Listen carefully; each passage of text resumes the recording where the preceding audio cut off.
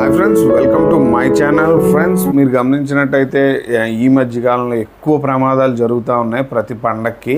అంటే ఇంతకుముందు ఎప్పుడు జరగలేదా అని మీరు అడగవచ్చు, జరిగి ఉండొచ్చు. బట్ యాక్చువల్గా నేనేంటంటే పర్టికులర్గా లాస్ట్ ఇయర్ కొన్ని చెప్పాను. అది ఐ డ్రీమ్లో చెప్పాను, నాకు బాగా గుర్తు. ఎందుకంటే హిందూ మతం ఏదైతే ఉందో అంటే గ్రహస్థితి రీత్యా కొన్ని చిన్న చిన్న అబ్స్ట్రకల్స్ అనేవి వస్తాయని చెప్పాను. హిందువులకి ఏమైనా అంటే నచ్చినట్టయితే క్షమించండి. బట్ నేను జ్యోతిష్యంలో నేను ఏదైతే చూసానో అది కూడా హిందూ శాస్త్రమే. బట్ మీరు గమనించినట్టయితే మీకు కుంభమేళ దగ్గర నుంచి మొన్న జరిగిన కావడి యాత్ర, మొన్న కృష్ణుడికి సంబంధించిన కృష్ణాష్టమి రోజు జరిగిన సంఘటనలు, ఇప్పుడు హైదరాబాద్లో వినాయక చవితి విషయంగా జరుగుతున్న యాక్సిడెంట్స్ మీరు గమనించి చాలా ఎక్కువైనాయి. ఎక్కువ అంటే చాలా ఎక్కువైనాయి. అలాగే ఈ మధ్యకాలంలో ధర్మస్థల ఇష్యూ కూడా బయటకు రావడం మీరు గమనించవచ్చు.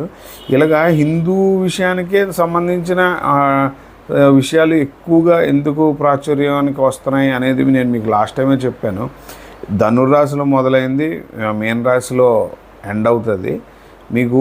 అందుకే చెప్తున్నా, కరెక్ట్గా ఇక్కడ నుంచి 10 ఏళ్ళు క్రితం నుంచి ఏదైతే స్ట్రాంగ్నెస్ పెరిగిందో ఆ స్ట్రాంగ్నెస్ దెబ్బతినే టైం ఇది. దెబ్బతిని మళ్ళీ న్యూట్రల్కి వెళ్తుంది. ఏది కూడా అంతమైపోదు, ఏది ఇదైపోదు అనమాట, న్యూట్రల్కి వెళ్తుంది. మీరు గమనిస్తే ఎక్కువ ప్రమాదాలు జరిగినాయి. ఇంకా మనం ఆగస్టులో ఉన్నాం. ఆగస్టులో కల్లా ఇన్ని ప్రమాదాలు జరిగినాయంటే ఇంకేమున్నాయి మీరు ఆలోచించవచ్చు. ప్రతిదీ కూడా ఉగాది పంచాంగం లెక్క ప్రకారం తీసుకుంటూ ఉంటారు. బట్ నేను అలా కాదు, గురువు ట్రాన్సిట్ నుంచి తీసుకుంటాను, తర్వాత శని ట్రాన్సిట్ నుంచి తీసుకుంటాను.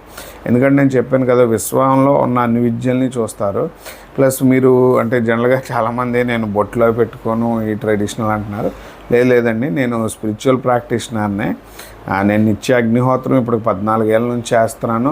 అలాగే నేను క్షేత్ర దర్శనాల మీద ఎక్కువ ఫోకస్ చేస్తాను. ఇప్పుడు రీసెంట్గా కూడా నేను కాశ్మీర్ వెళ్ళినప్పుడు, ఒక క్లయింట్ పని మీద వెళ్ళినప్పుడు కూడా నాకున్న అవకాశం కొద్దీ నేను అమర్నాథ్ యాత్ర చేసి వచ్చాను.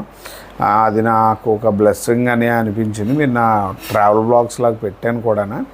అలాగే నేను ఏదో ఒక క్షేత్రానికి వెళ్ళే విషయంగా అయితే ఇంట్రెస్ట్ చూపిస్తూ ఉంటాను. ఎందుకంటే నాకు క్షేత్రంలో ఉన్న ఎనర్జీ లెవెల్స్ తెలుస్తూ ఉంటాయి. నేను ఆ తెలిసిన వాటి మీద ఏంటంటే అంటే నాకు ఫ్రీక్వెంట్గా ఆ ఎనర్జీ కొద్దిగా నేను ఆ వైబ్రేట్ అయ్యాను అనుకోండి, ఒక 3 డేస్ ఉంటాను ఆ ప్రాంతంలో. కొద్దిగా నిద్రలు అవి చేయడానికి ఒక 3 డేస్ కంపల్సరీగా ఉంటాను. కొద్దిగా నెగిటివ్ వైబ్ అంటే ఉంటుంది కంపల్సరీగా. ఆ నెగిటివ్ వైబ్స్ ఉన్న చోట నేను కొద్దిగా ఉండను. నేనైతే మ్యాక్సిమం స్పిరిచువల్ ప్రాక్టీసెస్ అయితే చేస్తాను. నేను ప్యూర్లీ అంటే డైట్స్ అవన్నీ ఏం పాటించనండి. నేను ఆల్మోస్ట్ నాకు నచ్చినవి తింటాను. ఏ ప్రాంతం వెళ్ళినా వాటికి సంబంధించింది తింటాను. నేను మీకు చెప్పాలంటే ఇది ఎందుకు ఈ మధ్యకాలంలో చెప్పాల్సి వచ్చిందంటే, నేను కొన్ని విషయాల్లో నా ఎనర్జీ లెవెల్స్ని కొద్దిగా చెప్పాను కదా, క్రిస్టియానిటీ ముస్లిం కమ్యూనిటీకి ఇలాంటి టైం అని. నేను క్లయింట్ పేరైతే చెప్పలేను, బట్ భువనేశ్వర్ బార్డర్లో ఒక అంటే అన్ఈవెన్ విషయం జరిగిందనమాట. అదేంటంటే జనరల్గా వాళ్ళ ఇంట్లో ఏదైనా స్పిరిట్స్ అలాంటివి ఉన్నాయన్న డౌట్ వాళ్ళకి వచ్చింది. బట్ నేను దాన్ని హ్యాండిల్ చేయడానికి వెళ్ళినప్పుడు పూర్తిగా నేను దీని మీద ప్రాక్టీషనర్ని కాదండి. బట్ ఐ హ్యావ్ సమ్ హారా ఎనర్జీ. అంటే ఇప్పుడు నా బాడీలో ఉన్న హారా కొద్దిగా నేను నెగిటివిటీని వాటిని నేను ఫైండ్ అవుట్ చేయగలను అన్నమాట. ఇప్పుడు అలా వెళ్ళినప్పుడు ఏంటంటే వాళ్ళకి ఏదైతే చెప్తున్నారో అది ఆల్మోస్ట్ 80% నిజమే. కానీ బట్ ఎవరో ఏదో చేశారు, దానికి సంబంధించిన విషయంగా నేను కొద్దిగా ఇచ్చేసి నేను కొద్దిగా నా ఎనర్జీ లెవెల్స్ తక్కువ ఉన్నాయని నాకు అర్థమైంది. ఎందుకంటే ఈ మధ్యకాలం అంతా నా ట్రావెల్లో ఉండడం వల్ల నేను కొద్దిగా రెగ్యులర్ ప్రాక్టీషనింగ్ అంతా తగ్గింది.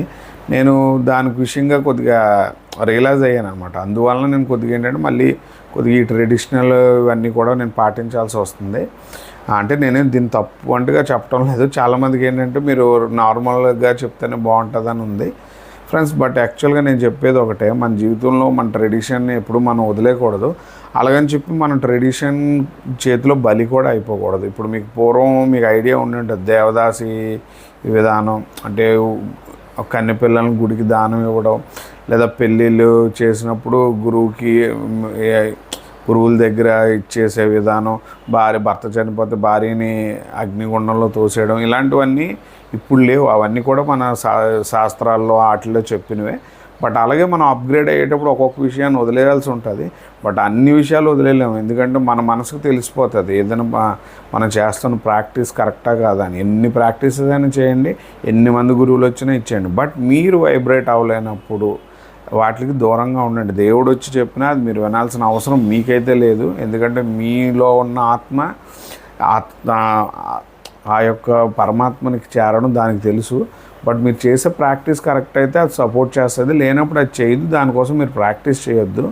ఎందుకంటే చాలామందికి భగవద్గీత అర్థం అవ్వకపోవచ్చు, వేరే గురు పురాణాలు లేవు అలాంటివి అర్థం అవ్వచ్చు.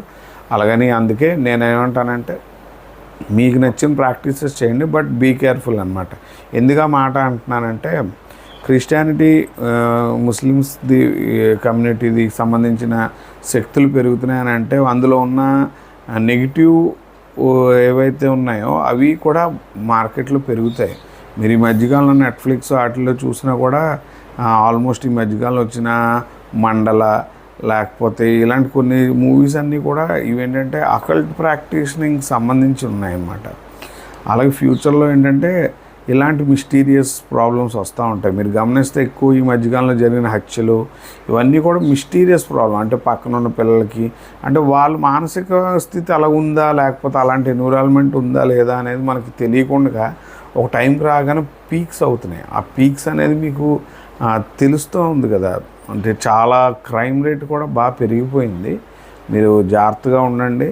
నా అవేర్నెస్ ఎంతవరకు ఇవ్వగలను నేను కదా 100% ఇస్తానే. అదర్గా నా వీడియోస్ని లైక్ చేయండి, షేర్ చేయండి, సబ్స్క్రైబ్ చేసుకోండి ఫ్రెండ్స్. Thank you.